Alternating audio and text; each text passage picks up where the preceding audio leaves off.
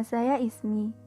Ini cerita nyata yang saya alami ketika saya masih duduk di bangku kelas 2 SMP. Saya adalah anak bungsu dari 3 bersaudara. Kedua kakak saya laki-laki. Kakak pertama saya bernama Adel yang saat itu baru saja lulus kuliah. Dan kakak kedua saya bernama Kobul yang saat itu baru saja masuk kuliah. Singkat cerita, saya dan saudara-saudara saya sering menjahili satu sama lain.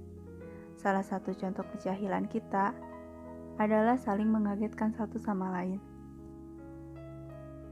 Saya masih ingat, ketika itu kakak-kakak saya akan bersiap berangkat sholat maghrib ke masjid. Mereka masih sibuk sendiri mempersiapkan diri untuk berangkat, entah itu mengambil air wudhu, mencari peci, mencari sarung, dan lain-lain. Saat itu, saya memang sedang berhalangan untuk sholat.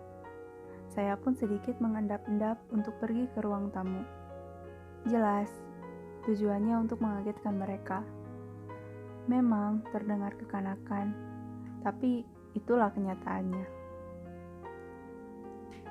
Setelah saya sampai di ruang tamu, saya langsung ambil posisi untuk sembunyi. Saat itu, posisi saya telungkup di pinggiran kursi. Karena keadaan kursi ruang tamu tidak ada kolongnya, saya berpikir mungkin saya aman untuk sembunyi di situ. Tapi kursinya terlalu pendek, jadi jika saya menegakkan kepala saya, kemungkinan saya dapat terlihat. Maka saya memposisikan kepala saya miring ke kiri. Di ruang tamu, posisi kursi dan pintu keluar cukup dekat, bahkan tidak sampai 2 meter. Pintu keluar terletak di kiri depan kursi tempat saya sembunyi. Saat itu, ayah saya keluar lebih dulu ke masjid. Pintu rumah dibiarkan terbuka, dan ayah saya meminta saya untuk menutupnya.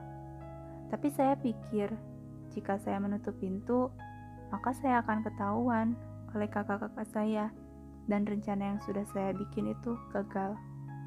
Jadi saya biarkan pintunya terbuka. Sekaligus saya bisa melihat pemandangan sore hari di luar yang dipenuhi warna kuning dan orange, sambil menunggu Kak Adel dan Kak Kobul. Cukup lama saya menunggu kakak-kakak saya untuk bersiap. Azan maghrib pun berkumandang. Saya berkata pada diri saya, "Keluar tidak ya dari sini? Udah azan maghrib nih." Ditambah ada banyak cerita atau mitos di sekitar lingkungan saya bahwa jika azan maghrib berkumandang, jangan ada yang main petak umpet karena takut diculik genderuwo. Tapi saya tetap melanjutkannya karena saya pikir saya bermain petak umpet di dalam rumah, bukan di luar. Saat saya sedang menunggu kedatangan Kak Adel dan Kak Kobul ke ruang tamu, saya melihat ada sesosok makhluk berkaki dan berjari panjang lari di teras rumah. Dan sosok itu jelas sekali mengeluarkan suara langkah kaki yang sedang berlari, dan kakinya pun menyentuh lantai. Pikir saja, jika kita dalam keadaan tengkurap, kita bisa tahu siapa yang lewat dari kakinya saja. Apakah itu anak kecil atau orang dewasa? Karena pada saat kita melihat kaki tersebut, pasti akan terlihat badan dari orang itu. Apalagi jika jaraknya berkisar 2-3 meter. Saat saya melihat sosok itu, dia bertubuh seperti anak kecil yang sedang berlari dengan keadaan kaki yang panjang dan menyentuh lantai. Refleks, saya bangun dari posisi saya. Karena saya pikir itu sepupu saya yang tinggal di samping rumah.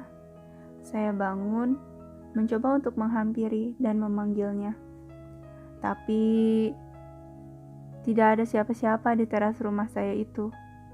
Logika saja, jika itu benar orang yang berlari, pasti ada waktu untuk dia memakai sandal. Walaupun dengan jangka waktu beberapa detik. Tapi jika orang itu tidak memakai sandal sekalipun dan langsung berlari keluar pagar, setidaknya seharusnya saya bisa melihat orang itu. Apalagi Di depan rumah saya ada kolam ikan, dan rumah saya berada di ujung gang. Jadi, kalaupun ada orang yang berlari dalam jangka waktu beberapa detik saja, seharusnya masih bisa terlihat. Tapi, ini tidak ada tanda-tanda orang yang berlari itu. Dan pada akhirnya, rencana saya untuk mengagetkan mereka berdua gagal.